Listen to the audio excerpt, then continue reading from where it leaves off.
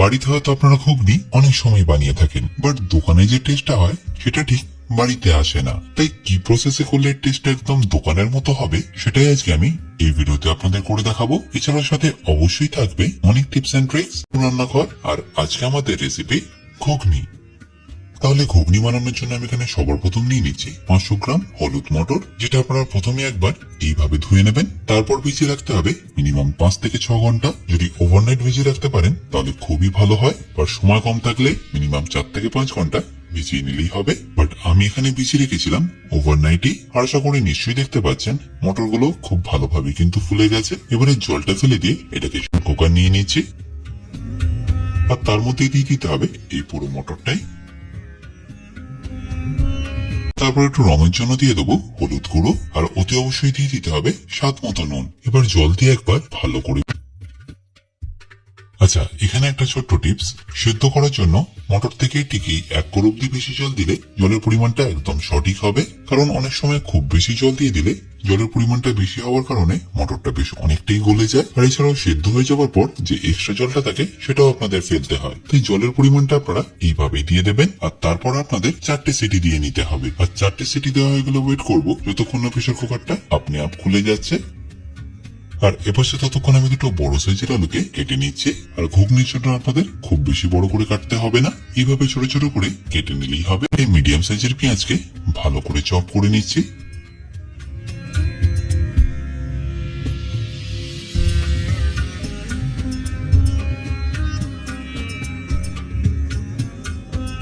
আর পেঁয়াজটা চপ করা হয়ে গেলে চপ করে নিচ্ছি টমেটো,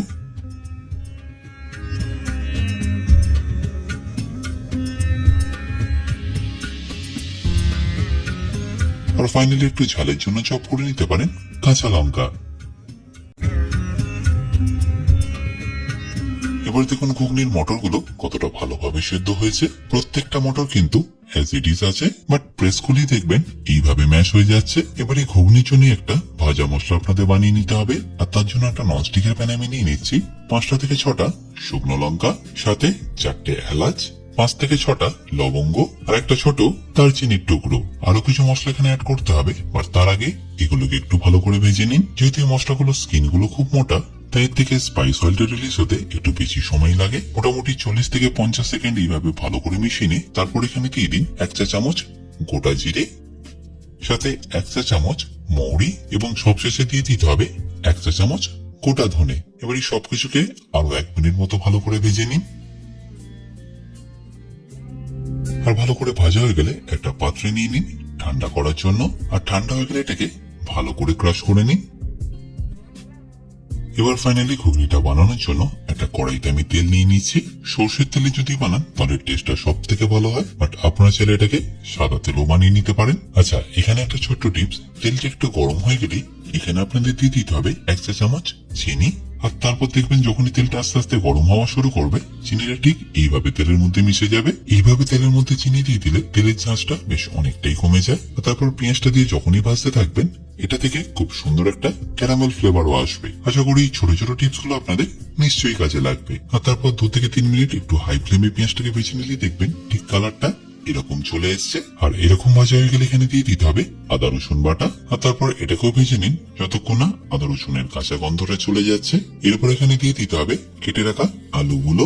আলুগুলো যদি এই স্টেজে দেন তাহলে এটা প্রপারলি ভাজা হবে, আর ঘুগনিটা রেডি হতে হতে এটা পারফেক্টলি বয়েল হয়ে যাবে।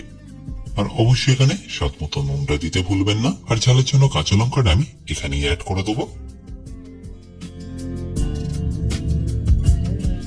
আর মশলা বলতে এখানে প্রথমে আপনাদের দিয়ে দিতে হবে হলুদ গুঁড়ো আর কাশ্মীরি লঙ্কার গুঁড়ো। আরো মশলা অ্যাড করবো, বাট তার আগে এই দুটোকে আপনাদের ভালো করে একটু কষিয়ে নিতে হবে। কারণ এর সাথে যদি আপনারা বাকি মশলাগুলো দিয়ে দেন তাহলে এর রংটা কখনো এরকম উজ্জ্বল আসবে না। আর মশলাগুলো যাতে জ্বলে না যায় সেজন্য এখানে দিয়ে দিচ্ছি টমেটো।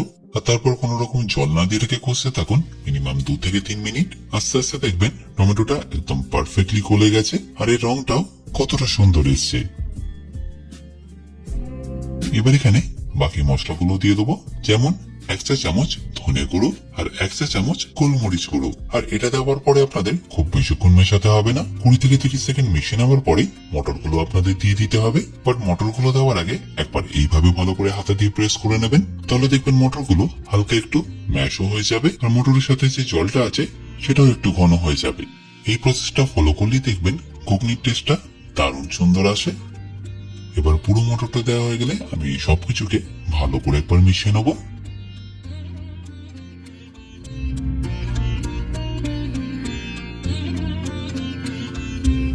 বাট এটাকে আপনাদের জল দিয়ে আরো একটু ভালো করে ফুটিয়ে নিতে হবে। আর ফোটানোর আগে অতি অবশ্যই আমরা যে ভাজা মশলাটা বানিয়েছিলাম সেটাও এখানে দিয়ে দেবেন। আর এই ভাজা মশলা দেওয়ার পরে যখনই এটা ফুটবে ঘুগনির কালারটা আরো ভালো আসতে থাকবে।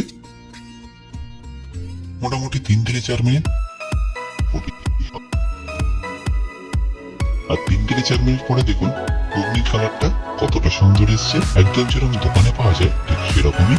এবার এটাকে পরিবেশন করার জন্য আমি কিছু কন্ডিমেন্টস নিয়ে নিয়েছি, যেমন পেঁয়াজ কুচি, শসা কুচি, তেঁতুল জল, লেবু, কাঁচা লঙ্কা কুচি, ধনেপাতা কুচি আর ভুজিয়া। এবার একদম দোকানের স্টাইলে গরম গরম এই ঘুগনিটাকে পরিবেশন করুন। আর তার আগে আমি কয়েকটা পাউরুটিও শিখে নিচ্ছি।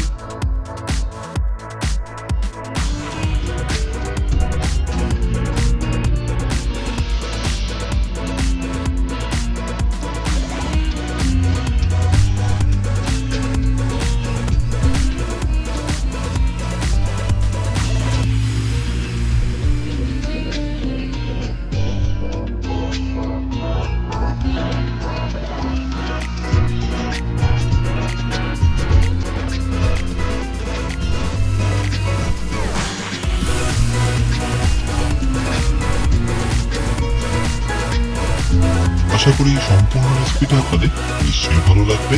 আর ভালো লাগলে প্রতিবারের মতো আমাকে কিন্তু কমেন্টে জানাতে ভুলবেন না। বাই দ্য ওয়ে, আমি শেফ অতনু, আপনারা দেখছিলেন অতনু রান্নাঘর। দেখা হচ্ছে আপনাদের সাথে একটা নতুন রেসিপি নিয়ে নেক্সট এপিসোডে। ভালো থাকবেন, সুস্থ থাকবেন।